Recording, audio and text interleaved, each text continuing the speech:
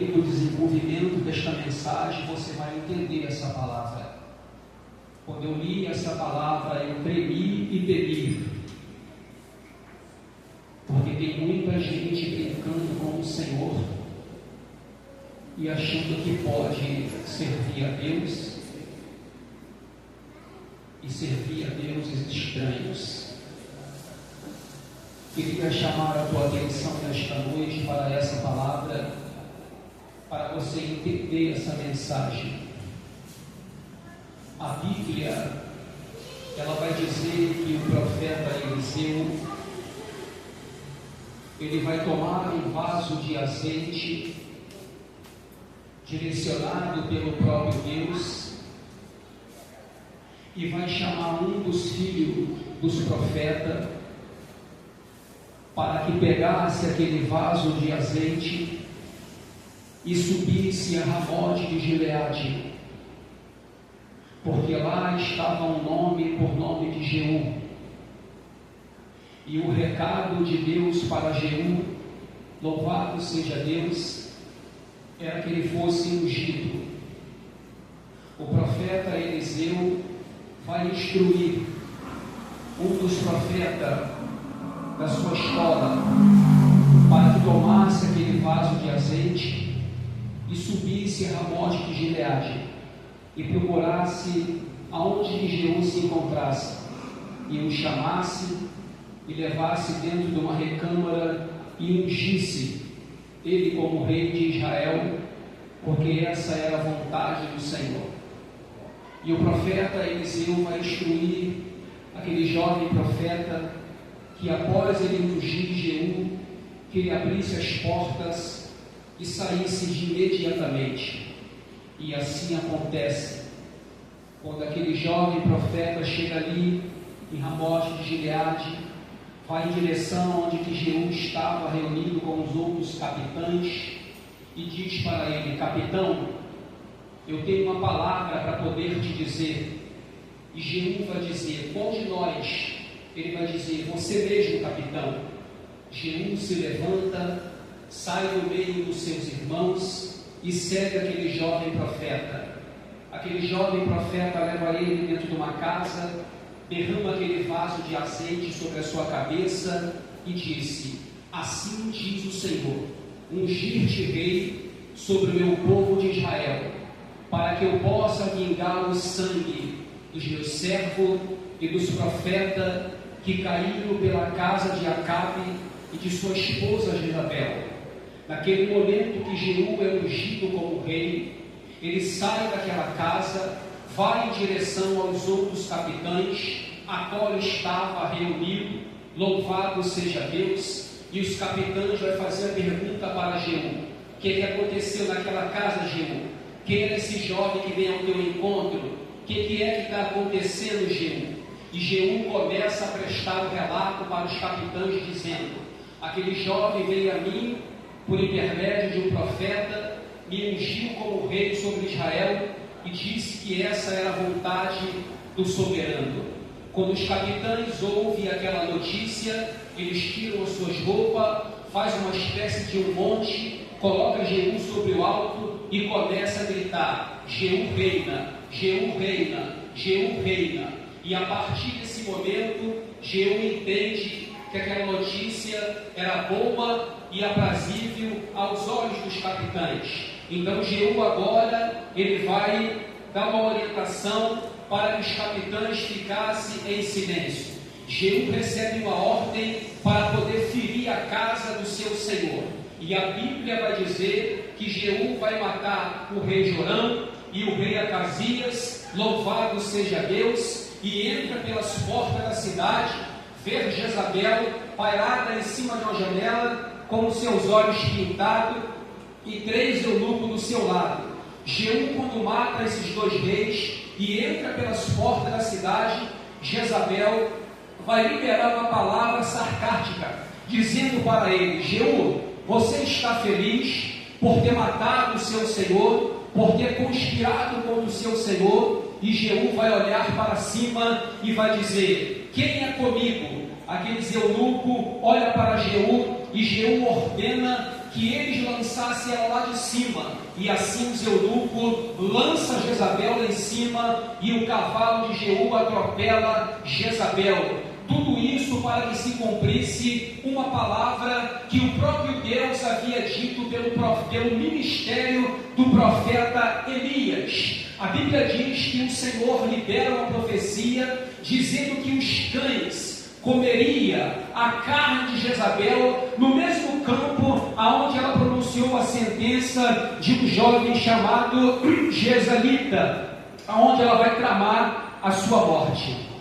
Após esse episódio, você entende agora de uma forma bem clara que quando Jeú mata esses dois reis, quando Jeú mata Jezabel, a Bíblia vai dizer de uma forma bem clara que ele vai enviar cartas.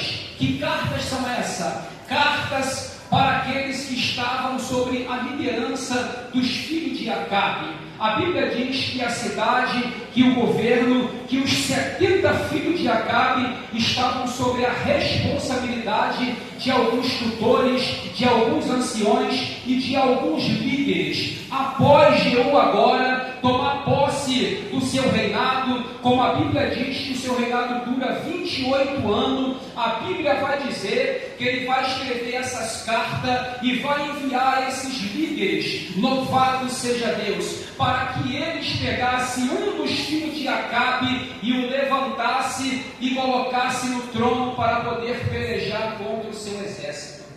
Só que quando eles começam a ler essas cartas, eles vão dizer consigo mesmo: louvado seja Deus, não podemos contra Jeú. Ele matou 2 reis, e quem somos nós para poder combater Jeú?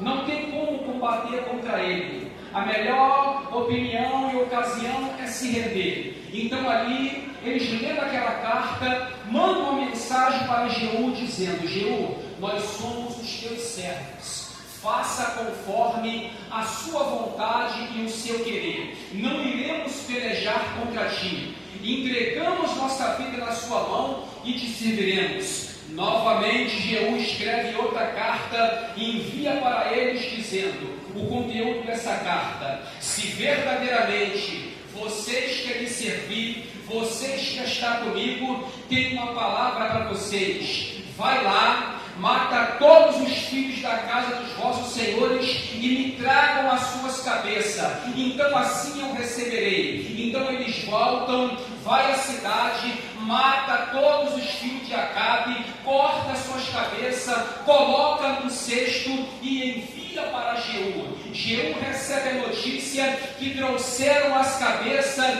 dos filhos de Acabe. Então Jeú se levanta pela parte da manhã e pronuncia uma palavra, e a palavra é essa que Jeú vai pronunciar. Olha só: eu se levantei, eu conspirei contra o meu Senhor, matando ele, mas quem matou esses que estão aqui? Louvado seja Deus. Jeú vai aparelhar a sua carruagem e vai em direção para Samaria. Só que no meio do caminho, a Bíblia vai dizer que vai se apresentar um homem por nome de Jonadab, correndo pelo meio do caminho. Jeú estende a sua mão para apertar a sua mão e pergunta para ele se o seu coração era reto para com ele. Ele disse que sim. Jeú então pega ele, coloca na sua carruagem e segue em direção a Samaria. A Bíblia diz que quando Jeú chega ali em Samaria, ele vai apregoar uma assembleia solene. E que assembleia é essa, presbítero? Ele vai reunir todos os sacerdotes, todos os servos de Baal para esta assembleia. Quando esses servos de Baal e esses sacerdotes chegam ali na casa de Baal, a Bíblia vai dizer que Jeú vai mandar eles tirar a sua vestimenta, vai preparar 80 homens com espada pelo lado de fora, para que exterminasse todos os servos de Baal, todos os sacerdotes de Baal. Assim a Bíblia diz que Jeú, ele vai cumprir todo o propósito que estava no coração de Deus, porque essa era a vontade de Deus, que a linhagem, que a casa de Acabe fosse exterminada, porque Deus havia liberado uma palavra, uma profecia sobre a casa de Acabe. Louvado seja Deus, porque quando o Senhor, ele ungiu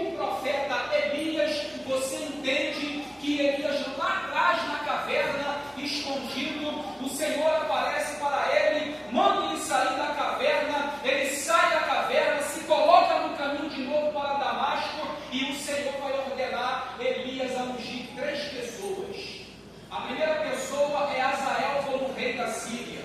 A segunda pessoa é o profeta Eliseu, que ficaria no seu lugar. E a terceira pessoa é Jeú, que ficaria como rei de Israel.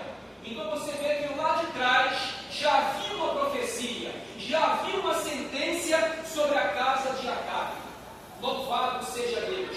Jeú, ele cumpriu com todo o propósito, com todo o desígnio que havia no coração do Senhor, que a casa, que a linhagem de Acabe fosse exterminada por causa do pecado, porque ele vai se relacionar com Jezabel, vai trazer o ciclo para dentro de Israel, vai fazer a nação pecar, e isso vai deixar o coração do Senhor muito entristecido. E voltando aqui para o texto, você vai entender agora que após Jeú cumprir todo esse desígnio que estava no coração de Deus, a Bíblia vai dizer que o próprio Jeú, louvado seja Deus, cumprindo todo esse propósito que estava no coração do Senhor, a Bíblia diz que ele não teve o cuidado de andar com todo o seu coração na presença do Senhor. E isso mexe comigo. Por que mexe comigo? Porque Jeú foi ungido, Jeú recebeu azeite para cumprir o propósito que estava no coração de Deus, que a linhagem de Acabe fosse exterminada. Só que o problema é, a Bíblia vai dizer que Jeú, ele não se apartou dos pecados da casa de Jeroboão. E qual é o pecado de Jeroboão? A Bíblia diz, irmão, que Jeroboão levanta 2 bezerros de ouro, um na banda do sul e outro na banda do norte, induzindo o povo de Israel a adorar aqueles bezerros e assim acendendo-se a ira do próprio Deus. E eu queria que você entendesse isso comigo aqui nesta noite. Eu quero dizer para você, dentro dessa mensagem, preste atenção no conteúdo. Jeú, ele foi ungido para um propósito. Jeú foi levantado com um propósito de exterminar a casa de Acabe. Só que a Bíblia diz que ele não teve o zelo e não teve o cuidado de andar com todo o seu coração na lei do Senhor, e muito menos não se apartou dos pecados da casa de Jeroboão. Eu quero dizer para você nesse culto de família, estar na igreja é um lugar certo e correto, mas estar na igreja é sinônimo de ter um compromisso, principalmente com o Senhor e com a sua palavra. Por que, presbítero? Porque o Deus de Israel, ele não divide a sua glória com ninguém. Ou servimos a Deus de todo o coração, louvado seja Deus, ou então o Senhor dos altos do céu é que vai avaliar a minha e a tua caminhada na sua presença. É só você observar esse texto.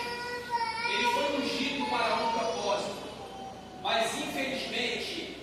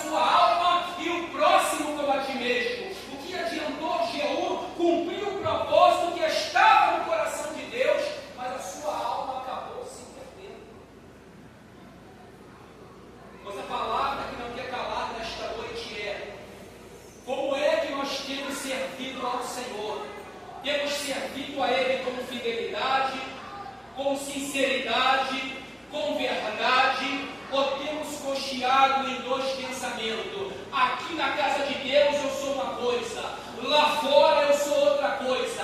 Aqui dentro eu sirvo a Deus e lá fora eu ando fazendo coisas que não agradam ao Senhor.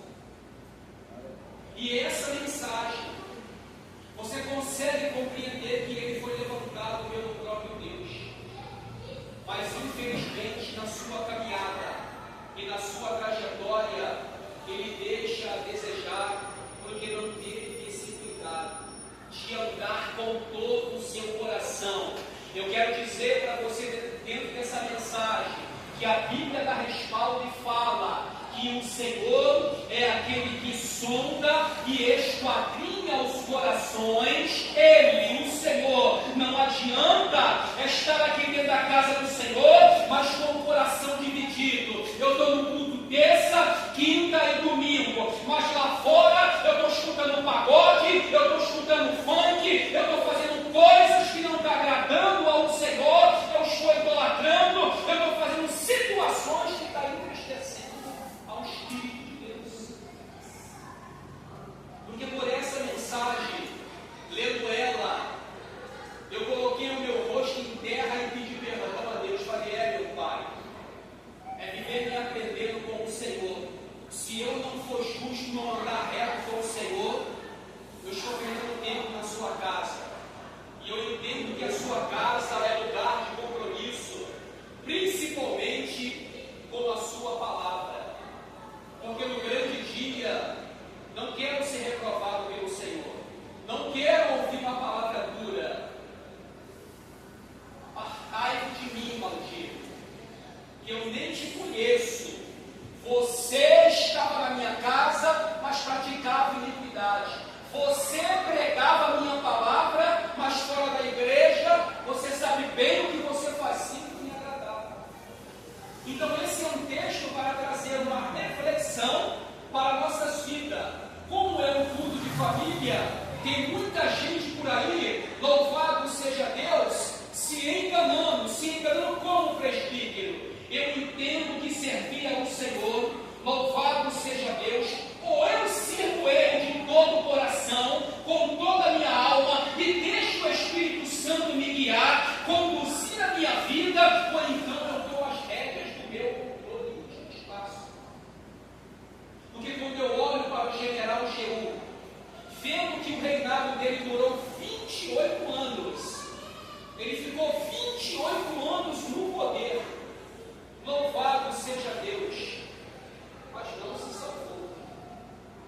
E o que adianta estar na presença do Senhor 20, 30, 40, louvado seja Deus, coisas, carrapichos, situações que entristecem o coração do Senhor. Eu não quero te entristecer nessa noite, mas como ministro da palavra, eu tenho a obrigação de falar para você. Crente que anda em idolatria não tem lugar no céu, porque a Bíblia vai dizer que os idólatras ficarão de fora, ou seja, o que cabe à parte deles é no lago de fogo. Ou servimos ao Senhor de todo o coração, ou então, meu irmão, você precisa entender esta palavra. É a Bíblia que diz: os idólatras não herdarão o reino do céu. É momento de você prestar atenção no seu coração e tomar cuidado de como que você tem se conduzido na presença dele. Porque servir a Deus é algo sério. Louvado seja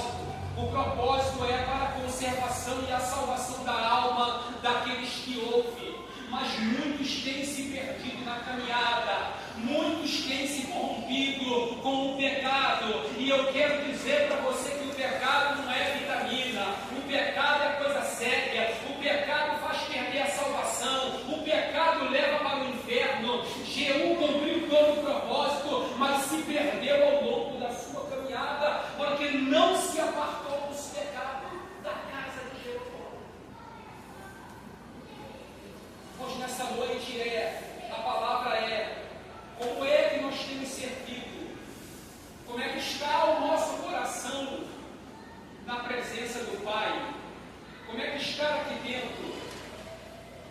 É o Senhor verdadeiramente, louvado seja Deus, que tem ocupado o lugar dos nossos corações, ou tem coisas, coisinhas, que está impedindo o mover e o agir do Senhor? A Bíblia está repleta sobre essa questão. Louvado seja Deus, desde o Antigo Testamento ao Novo Testamento. Deus abomina essas práticas. Louvado seja Deus. Se não houver um arrependimento sincero, se não houver um conserto para com Ele, certamente não verá a sua face. Então eu quero te alertar nesta noite: examine o teu coração, olhe para a sua vida espiritual, examine o seu coração e a sua vida cotidiana, para que você não venha a ser reprovado pelo dono desta palavra, porque Ele é amor, mas também é fogo consumidor. Ele é justiça, é amoroso, mas Ele é um Deus que vela pela sua palavra. E para mim, para você que conhece bem essa palavra, Ele não tira por inocente. Louvado seja o nome santo do Senhor. Que nessa noite você possa receber essa palavra e olhar